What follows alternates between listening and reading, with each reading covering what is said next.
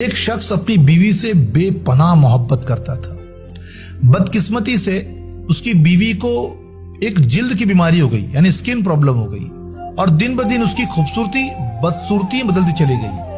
اور بدقسمتی سے ایک حادثے میں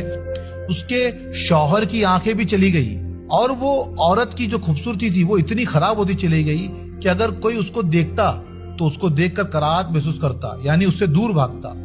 لیکن اس کا شوہر اپنے ہاتھوں سے اس کو محبت سے کھانا کھلاتا۔ اس کی بیوی سوچتی کہ اگر میرا شوہر اندھا نہ ہوتا، میری بدصورتی کو دیکھ کر اس کو افسوس ہوتا اور اس کا میرے ساتھ رہنا گوارا نہ ہوتا۔ اس کا شوہر اندھا ہے اسی لیے وہ میرے ساتھ، ایسا وہ سوچتی تھی۔ پھر ایک دن اس کی بیوی کا انتقال ہو گیا،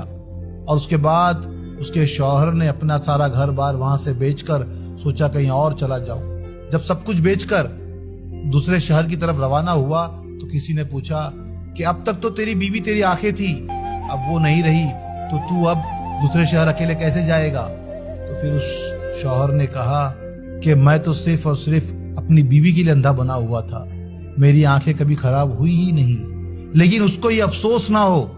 کہ وہ بدصورت دکھ رہی ہے اور میں اس کو اس آنکھوں سے دیکھ رہا ہوں، اسی لیے میں اپنی بیوی کے لیے اندھا بنا ہوا تھا۔